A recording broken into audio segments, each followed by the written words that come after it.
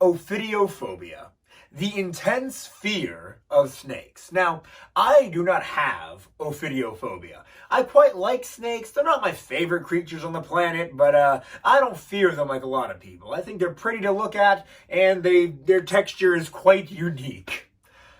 However, by the end of this video, you may just develop ophidiophobia for yourself. Breaking news! A new episode of Let's Be Frank starting now!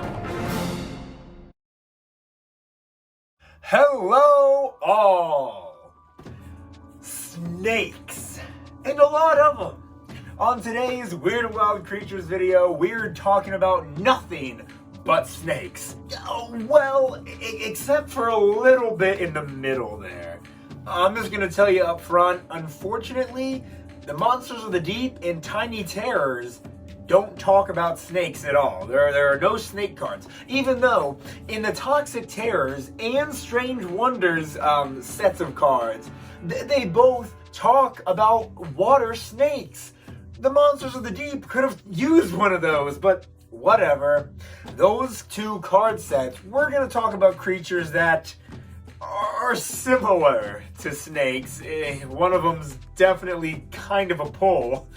You gotta use your imagination for that one, but trust me, today is gonna be mostly, almost entirely, about snakes. So if you suffer from the word I already forgot, ophidiophobia, if you suffer from ophidiophobia, I would skip this video, or you know what? Why don't you stay? Get over your fear of snakes with me. Without further ado, let's jump into the first snake in the Monsters of the Past. Alright y'all, we're starting off with a big one today. The biggest snake to ever slither the earth, Gigantophis. This is a big snake, over 40 feet long, in fact. This snake, as I already said, was truly the biggest one to ever exist. So big, in fact, that it actually hunted and feasted on elephants. That is absolutely terrifying. Even if you're not afraid of snakes, this thing puts the fear of God in you easily. Now, hearing that there was this 40-foot snake slithering around, it might make any man terrified. But the reticulated python that's currently living right now can actually get up to 30 feet long. So it wasn't just the length of this guy that was so terrifying, but the sheer girth and size. Gigantophis was not a venomous snake, but it squeezed its prey with its incredibly powerful muscles to, so the life would just jump right out of the skin, The soul leaves the body. Right around Gigantophis's time, way back in the day, snakes were just starting to actually develop venomous traits at that point. But not this guy. He stuck to that classic route, the constrictor route. Scientists also believe that Egypt, which is now like desert, was actually kind of like Florida back in the day. Kind of had a lot of swamps and woodland areas. And that's where this guy would have hung out most of all. And to finish it off, Gigantophis's name literally means giant snake. How creative. But we're now going to start moving down to a smaller, not tiny, but definitely smaller snake when we move on to the nightmares of nature. Our nightmare of nature today is the emerald tree boa. Coming in at 7 feet long and 30 pounds, this snake isn't as big as the last one we talked about, but it's still definitely way too big for a snake, if you ask me. Now, this snake is terrifying. Similarly to the last snake we talked about, Gigantophis, it squeezes its prey and swallows it whole. Now, of course, it can't swallow things as big as elephants, but it can grab things like birds and bats out of mid-air and immediately start swallowing them, which Good lord, that reflex time is terrifying. There are thousands of emerald tree boas living in rainforests, and a lot of them, they don't even ever touch the ground. Everything they need is up in the trees. Lots of prey, good places for sun to heat themselves up and whatnot, cold-blooded and all that. There's really no reason for them to ever venture down in their 20 years of average life. Now, the emerald tree boa has a couple of pits that line its mouth that make it highly sensitive to changes in temperature around it. So it can sense when prey is coming. Using these pits, the emerald tree boa can sense a 0.05 temperature change, and that'll alert it to any prey coming near it. That's such a specific level, I couldn't imagine, dude. Most boas have really small teeth, but not this guy. The emerald tree boa's teeth are actually so big, they're more related to dog teeth. Now, of course, that isn't like rows of dog teeth all throughout the mouth. No, we're more so talking about these down here at the bottom of their mouth. Those two big teeth are sharp, and they can pierce into prey and keep them right where the tree boa needs them to be, while it constricts the life out of them. Good Lord Almighty. Maybe snakes are scary after all. And before we go, I just want to show you guys the visual it gives down here. You see that parrot flying by? The emerald tree boa grabs it and starts shoving it into its mouth. That is imagery I never want to see again. So why don't we go ahead and move on to something that doesn't constrict its prey and swallow it whole. Let's move on to a snake in the toxic terrors list. We're moving on now to the poster child of the toxic terrors, the king cobra. Now, the king cobra is one of the most iconic snakes out there. You see them in, all sorts of TV shows and movies, especially ones that take place in other countries and whatnot. Speaking of other countries, you can find this guy in the jungles of southern Asia. So stay away from there if you're not a big fan of this guy. Now get ready for this, y'all. The emerald tree boa was pretty long, but extra thick. This guy, although he's not as thick as the emerald tree boa, he is definitely a lot longer. King cobras can get up to 19 feet long, which is such an uncomfortable length, and they can weigh up to 13 pounds. Not nearly as bad, but these things are they're so awful. Now, while we're on the subject of length, these fangs the king cobra has can get up to a ½ inch long, and they're hollow on the inside. So when it bites you, it can inject up to 2 ounces of poison with every single bite. And that may not sound like a lot. 2 ounces, that's nothing. It'll kill you. This poison's strong, dude. Don't go and test that out in the wild. Just trust me. This poison's strong. Yes. Okay, it's venomous. I know, but it injects the poison. It doesn't. It injects the venom. I guess you're right. Forget what I said before about them not swallowing prey whole. They definitely do that. Their prey mainly consists of lizards, other snakes, and definitely other cobras. But snakes can't really chew, so it's still just gonna swallow prey whole. That's gonna be a common theme for most of these entries. And these guys are not afraid of anything either. They will charge you if they feel threatened, and they can stand up to 6 feet tall or more. I don't know why I said up to. They can stand as tall as they want, but typically they rear up to 6 feet tall to look down on you before striking. And remember, this guy can get up to 19 feet long, so a 6-foot stance ain't nothing for this dude. So here's something I literally just learned by reading this card. You know how in the movies the snake charmer will play the flute for the snake as it rises up and sways to the music? No, all fiction. Well, okay, I don't know about real life, but let me tell you this. All snakes are deaf. They don't hear nothing. Makes sense. They don't got ears like we do. But they're deaf. I did not know all snakes were deaf. So how do they hear this music? Do they sense the vibrations? I don't know. This card doesn't go on. Maybe it's all fiction. I haven't seen this happen in real life. And if it has, maybe there's tricks involved. I don't know. All I know is if you ever try to play music for your snake so it could jam out with you, trust me, it had no idea what was going on. But that's all we're going to talk about the King Cobra for today. And now we're moving on to the monsters of the deep. And remember, there are unfortunately no real snakes here, but we're talking about something very snake adjacent. And so, since we're void of any snakes here, our monster of the deep today is the Snipe eel. And come on, let's be honest. Eels are basically just snakes. Come on. Now, although this dude can get up to 5 feet long, which is crazy, its body is so thin, you're gonna be hard-pressed to notice it when you're in the water. By the way, even if you dive down super deep, you're gonna be hard-pressed to find this guy.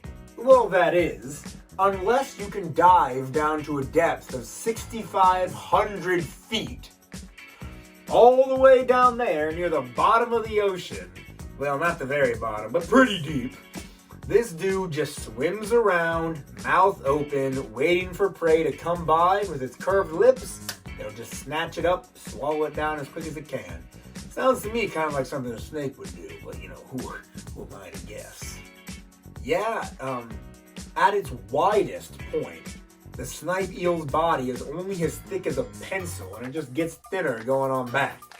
And its weird lips that I mentioned earlier that you can see here, they're actually kind of similar to a bird's beak in the way it just kind of snaps down, you know? And that's what scientists say, but anyway, I don't... I mean, just look at this guy. Honestly, I'm getting scared just looking at him. He's absolutely terrifying. He looks like he's looking down right at me, and I don't like this at all. So these guys actually have to get kind of lucky in order to eat. Even though they have really big eyes, there's so little light that far down below the ocean surface that they can't hardly see anything. And so that's why they just swim with their mouths open. So if something just happens by them, they can feel the shift in the water, or it hits the top of their lip or something. Boom, it eats, and it's good for a little while longer. So the survival rate of these guys is a little questionable. All right, you guys want to hear more about snakes, and I understand that. We've got one more creature to talk about that isn't quite a snake. Tiny Terrors is up next.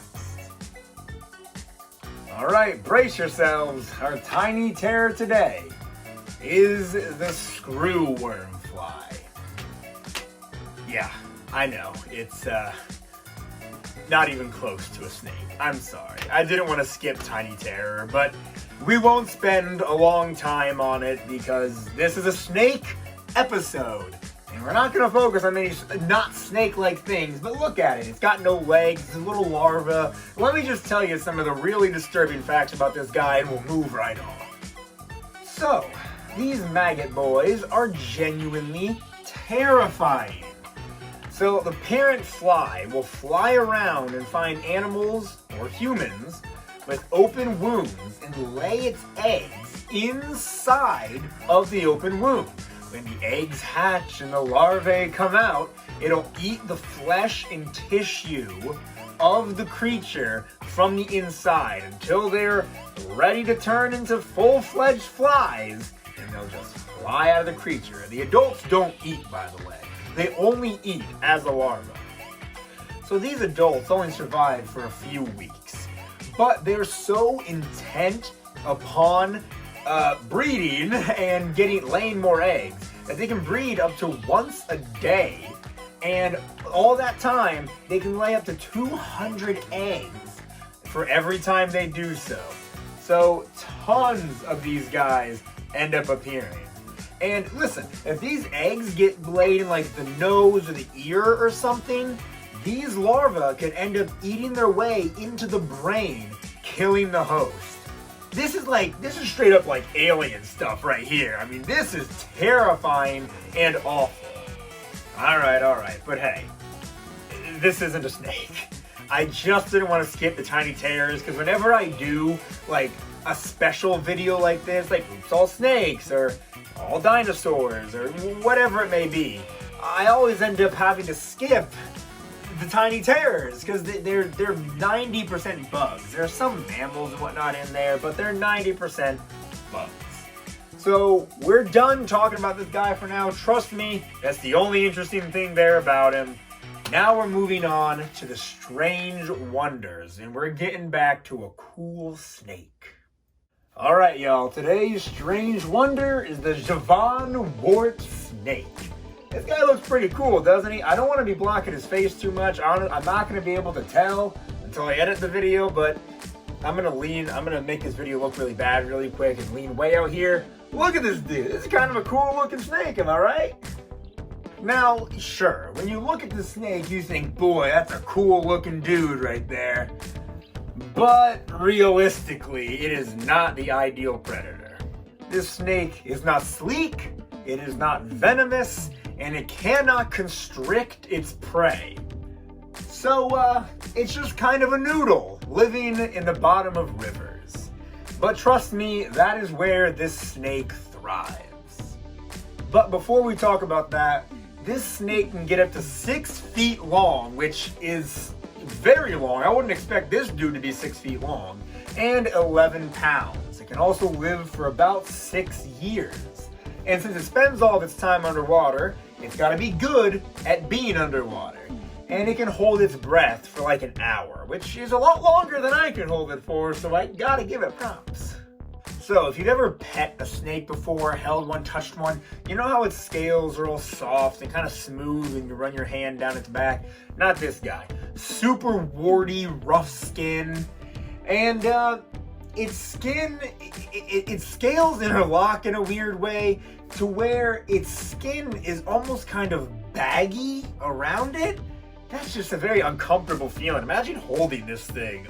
That's just a terrible feeling. Oh, gross. Okay, not only is this dude super warty, but little hairs sprout out of the warts. And whenever like a fish or something like rubs up against one, that's what helps let the snake know there's prey nearby. And these hairs also help it to grip onto surfaces and whatnot. But oh my gosh, I kept singing this guy's praises earlier. He's getting grosser and grosser by the minute. Well, this is an interesting fact. Apparently, Australian Aborigines will kill and eat this snake, but for some odd reason, which the card does not explain, they'll tell children and pregnant women that if they eat the snake, it'll coil up in their bellies and kill them. Listen, I don't know either way, but I wouldn't eat this snake even if I wasn't a child or a pregnant woman. Remember how I said earlier it can hold its breath for up to an hour? Well, even when it runs out, it doesn't just slither up onto the surface to get more. No. It spends all of its life in the water. Similarly to a crocodile or an alligator, it'll just stick its nose up out of the water, regain all that air, and then it's right back down. But if while in the water, the snake becomes troubled, maybe something really big tries to take it out of the water, this thing's gonna stiffen its body, all 6 feet are gonna stick straight out, and it'll make itself so rigid, no fish will be able to truly get a good grab on this super long, warty snake. And so yeah, that's the Javon Wart snake. I was kind of hoping for a cooler snake, but he turned out to be pretty gross. But thankfully, the last snake we get to focus on is one of myth and legend. Probably the biggest snake you'll ever see. Guys, let's go ahead and move on to the monsters of the mind. Alright, here we go. The final snake of the day, Jormungun. Yeah, that's a big snake. Jormungun is from Norse legend. And this snake is so big Then it wraps around the entire world and can supposedly be found in all the world's oceans. As if its sheer size and constantly angry temper wasn't bad enough, Jormungun is also venomous. Why does it even need to be venomous if it's that big? I don't know. But it's just that extra dose of being the worst.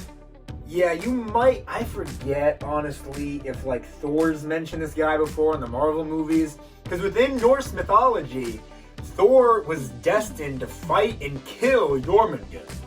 And I think this was like his ultimate final boss level battle or something. Unbelievable. Good luck, Thor! Good luck! So you will know, if you're a Marvel fan, that the Vikings called Earth Midgard. Now, that could be translated to Realm of Man. And since the Jormungun makes its home here on Midgard, it's also commonly called the Midgard Serpent. This last part here, I want to read straight from the card because this is interesting information. I just think this is neat. Legendary Norse prophecies tell of a colossal battle between Jormungun and the great god Thor when the world comes to an end. During a future fight between the gods and a race of giants, the beastly serpent will enter the battle, rising from the sea, spewing poison clouds and flooding the earth. Thor, whose lifelong quest, I mentioned this earlier, is to kill Jormungun, will beat the monster to death with his mighty hammer. Good story. However, Jormungun will also manage to bite Thor, who will be killed by the serpent's venom after walking away from its lifeless body. If that's not how Thor 5 ends, I don't know what to tell you. We have the perfect ending for Thor, Jormungun, main villain for Avengers 4. Let's go. I'd be down. People are complaining about how goofy the MCU is now, but they forget a lot of the stupid enemies that the superheroes had to fight in the old comics and everything. I don't know. I say let them fight Jormungun and Thor dies killing the snake. That's how it happened in Norse mythology anyway. But I'm not even going to stop the camera. Hopefully I'm centered. If I'm not, a lot of you OCD people are going to have to click off the video here. But that's all the snakes I can handle today. Thank you all so very much for watching. I think this is like the 19th or 18th Weird and Wild Creature video. Guys, we are getting so close to the big 20. How did this happen? How did we get to 20 Weird and Wild Creature? I mean, we're not there yet.